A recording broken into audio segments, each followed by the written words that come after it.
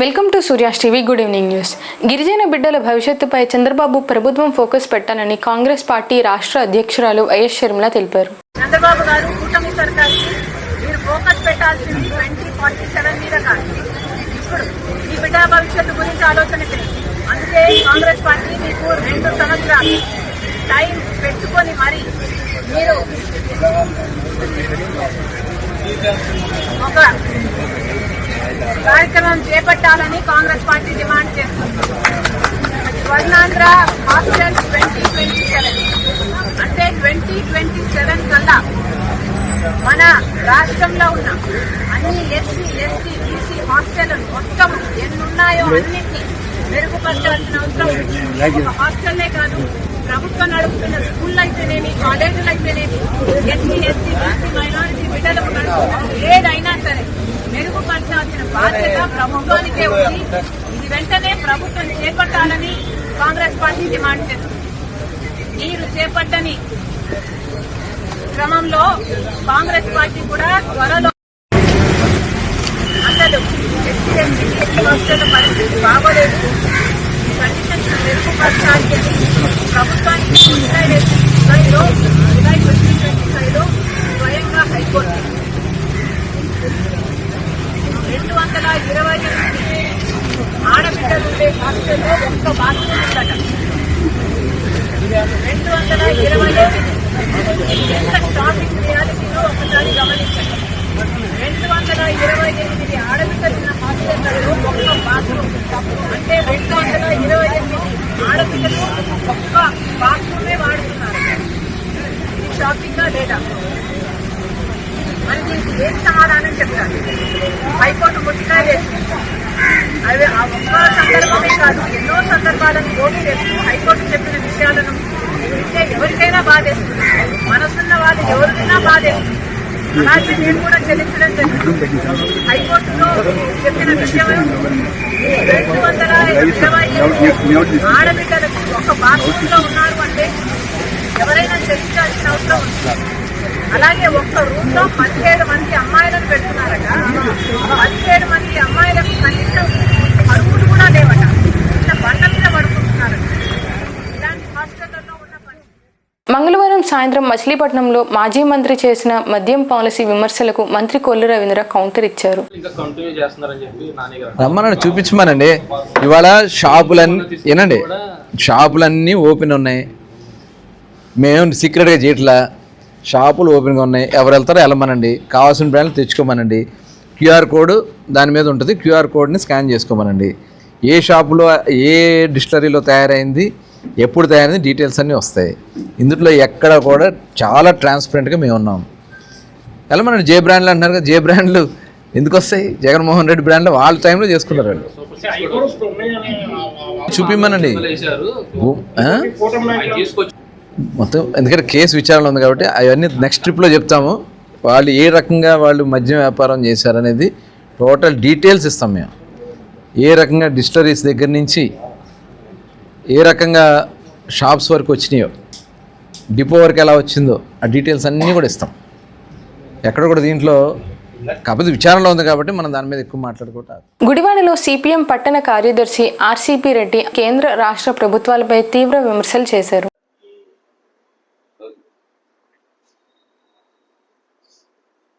కేంద్ర ప్రభుత్వం 4 లేబర్ కోడ్లు తీసుకొచ్చి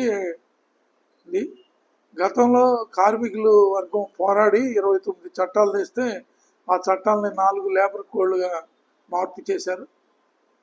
ఇదే చట్టాన్ని గతంలో కూడా మన రాష్ట్రంలో జగన్మోహన్ రెడ్డి టైంలో కూడా ఈ లేబర్ కోడ్లు 4 లేబర్ కోడ్ని అమలు చేయాలని తిరుపతిలో సమావేశం పెట్టి ఆ రోజు నిర్ణయించడం జరిగింది. కానీ మన రాష్ట్రంలో కూటమి ప్రభుత్వం అధికారంలోకి వచ్చిన తర్వాత వాళ్ళ క్యాబినెట్లో 8 గంటల పని దినాన్ని 12 గంటలకి పొడిగించాలి అని వాళ్ళు ఒక తీర్మానం క్యాబినెట్లో చేశారు. అది మొన్న అసెంబ్లీలో కూడా చట్టరూపం దాల్చింది.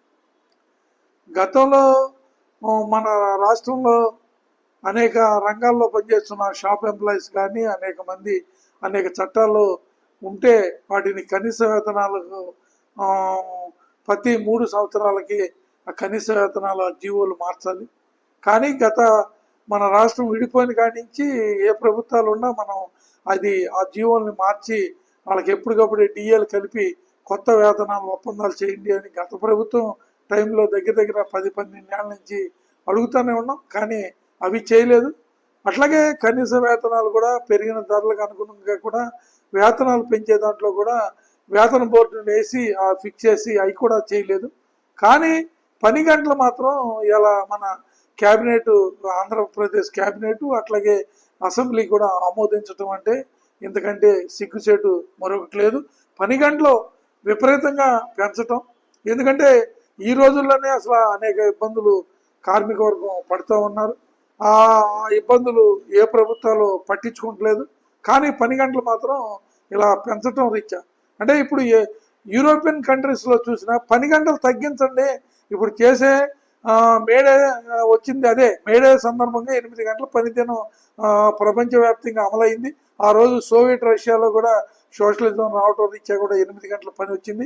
కానీ యూరోపియన్ కంట్రీలో ఇప్పుడు పని దినాలు తగ్గించాలి, 6 గంటలే, రోజుకి 6 గంటలే పని దినం ఉండాలని యూరోపియన్ కంట్రీస్లో ఆందోళన వాళ్ళ చర్చలు పెడతా ఉంటే మన రాష్ట్రాల్లో, మన దేశంలో మోడీ గారు వచ్చిన తర్వాత ఈ పని గంటలు పెంచడం రీత్యా ఈరోజు సంపదని కార్పొరేట్కి దోసిపెట్టడానికి, అంటే కార్మిక వర్గం శ్రమని దోసిపెట్టడానికి కార్పొరేట్లకి ఊడిగం చేయడానికి ఈ ప్రభుత్వాలు సిద్ధపడ్డట్టున్నాయి.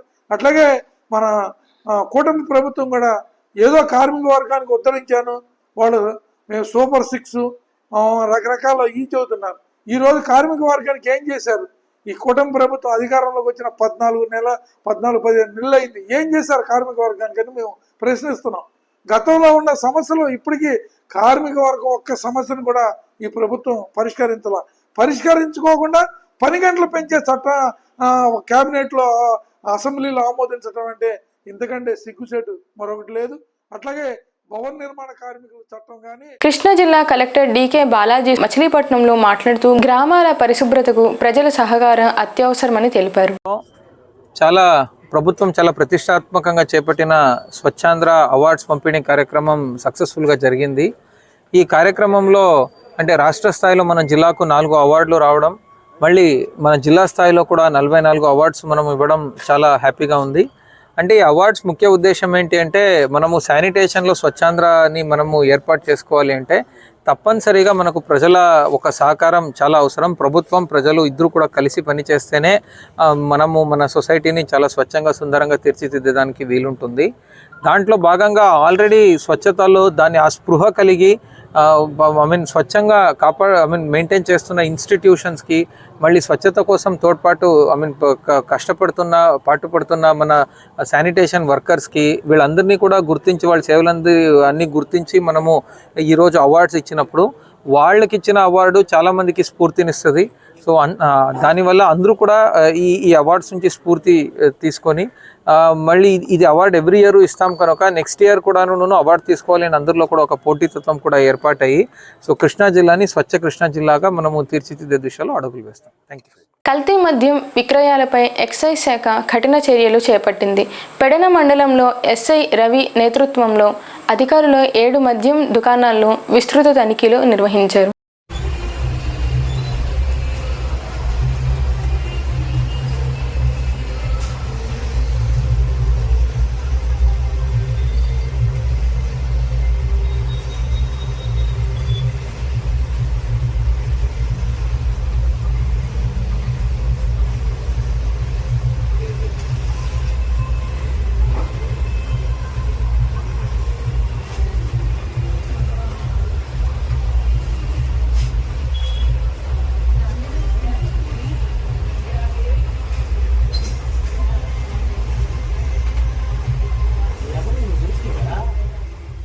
ఈ వార్తలు ఇంతటితో సమాప్తం.